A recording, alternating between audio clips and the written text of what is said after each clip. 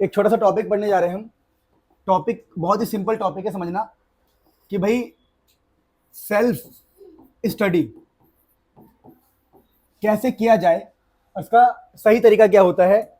और इससे अगर आपने इसको, ईमानदारी से बता रहा हूं, मैं गाइड कर रहा हूं आप लोगों को, अगर आपने इसको 10 दिन फॉलो किया, तो सिर्फ 10 दिन कह रहा हूं, 10 दिन, आपकी लाइफ में ऐसे चेंजेस आएंगे आपने कभी सोचा ही नहीं होगा। अब ये मेरे मन में एकदम से कैसे आया कि भाई ये बता दूं बच्चों को, मैंने यही फॉलो किया।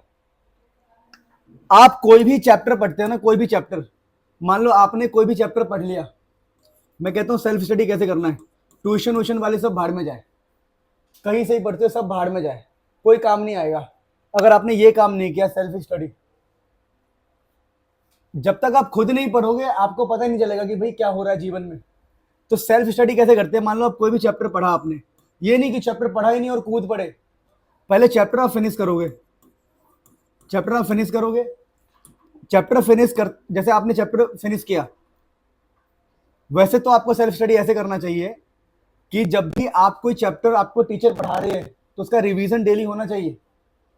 पर अभी मैं बात कर रहा हूं कि चलो आप, ये मैं मान के चल रहा हूं कि आप रिवाइज करते हैं।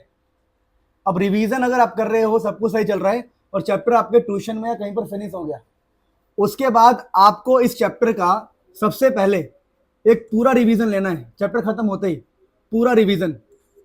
जब आप रिवीजन लोगे तो दो चीजें होगी, आप 2 पेज बनाओगे, 2 पेज अलग अलग। एक पेज पे लिखोगे इंपॉर्टेंट पॉइंट, जो सर लोग बोलते हैं ना याद करने के लिए, जैसे हम ही कह देते हैं कि भाई ये इंपॉर्टेंट है, ध्यान रखना। तो एक पेज पर आप सारे इंपॉर्टेंट पॉइंट्स को लिखोगे, एक ही पेज पे, छोटा छोटा छोटा, बहुत छोटा छोटा, बारीक से 2 रुपए वाले नुकीले पेन से। और दूसरे पेज पे उसी के पीछे भी लिख सकते हो, उसी के पीछे आप सारे फॉर्मूले लिखोगे। अब मैं बता रहा हूं, सुन लो, कभी भी सेल्फ स्टडी करोगे यही तरीका रहेगा। 10 दिन अप्लाई करके देखो, लाइफ में अलग ही चेंजेस आएंगे। कि कोई चैप्टर फिनिश हुआ, उसको बढ़िया से रिवाइज किया, रिवीजन करते वक्त सारे इंपॉर्टेंट पॉइंट्स को एक पेज में आगे, सारे फॉर्मूले एक पेज में पीछे। उसके बाद जब ये काम आप कर लोगे तब आपको क्वेश्चंस पे आना है। कैसे? किसी भी बुक को ले लो, कोई भी रेफरेंस बुक हो, डजंट मैटर, चाहे वो बुक आपकी एनसीईआरटी ही क्यों ना हो। एनसीईआरटी, वैसे तो मैं एनसीईआरटी इतना बोलूंगा नहीं, फिजिक्स में एनसीईआरटी मत करना, केमिस्ट्री में मन करे तो करो, ना करे तो मत करो।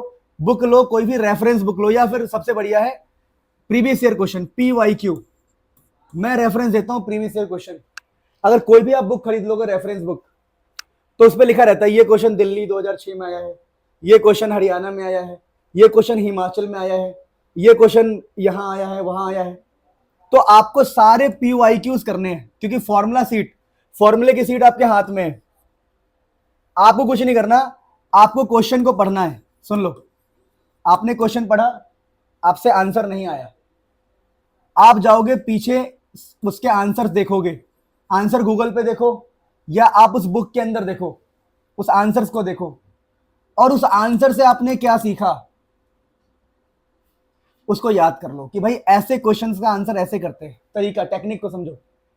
मतलब मेरा कुल मिला के बताऊं तो मेरा ये कहना है कि जब भी आप कोई चैप्टर कंप्लीट करते हो, उसका एक शॉर्ट नोट्स, जिसको बोलते हैं माइंड मैप, ये माइंड मैप आपके हाथ में होना चाहिए। माइंड मैप के बाद आप प्रीवियस ईयर क्वेश्चन सॉल्व करेंगे, और जब आप क्वेश्चन सॉल्व करेंगे और आपसे वो क्वेश्चन अपने आप सॉल्व नहीं हुआ, तब आप जाओगे उसके आंसर्स को देखने। उसके आंसर्स को देखो और समझो कि उस आंसर को कैसे किया गया है। मेरी बात समझे? और जब आप ऐसे 50 क्वेश्चन कर लोगे, 50 क्वेश्चन, तो आप ये पाओगे कि आपने जो फॉर्मूला सीट बनाया था, उस फॉर्मूले के ऊपर बहुत सारे क्वेश्चन आ रहे हैं। तो उस फॉर्मूले को हमेशा के लिए मार्क कर लो कि भाई ये फॉर्मूला बहुत इंपॉर्टेंट है, और उसको अच्छे से याद कर लो। मतलब कहानी ये है, जब भी आप कोई चैप्टर कंप्लीट करेंगे, सबसे पहले उसके माइंड मैप बनाओ। माइंड मैप के बाद सिर्फ प्रीवियस ईयर क्वेश्चन करने हैं और कुछ भी नहीं। प्रीवियस ईयर क्वेश्चन का मतलब जो पहले कभी आ चुका है, ये रेफरेंस बुक में मिल जाएगा कहीं पे भी। उस क्वेश्चन को करोगे तो आपसे क्वेश्चन होगा ही नहीं, तो क्वेश्चन नहीं होगा तो हार नहीं मानना है, उस क्वेश्चन का आंसर देखना है और आंसर से सीखना है कि भाई चल क्या रहा है। अगर सोचो आपने 50 क्वेश्चन के आंसर सीख लिए, सबके आंसर आपने सीख लिए, तो चैप्टर आपका पूरा रिवाइज हो गया ना भाई। हर आंसर में कुछ ना कुछ ऐसा होगा जिससे आपको पीछे का याद आएगा अपने आप, सारे फॉर्मूले याद आ जाएंगे आपको धीरे धीरे। तो यही तरीका अपनाना है। बिलीव मी, मेरा यही तरीका था। मैं चैप्टर खत्म करता था, उसका माइंड मैप बनाता था, माइंड मैप को दीवार पे चिपका देता था। सुबह उठते ही एक बार देख लिया कि हाँ भाई ये चैप्टर खत्म किया है, इस चैप्टर में क्या है। स्कूल जाते थे हम लोग, स्कूल में जो भी प्रीवियस ईयर क्वेश्चन है सॉल्व करते थे। इसकी तो हम फोटोकॉपी करा के रख लेते थे जेब में, कहीं भी निकाल के पढ़ लिया।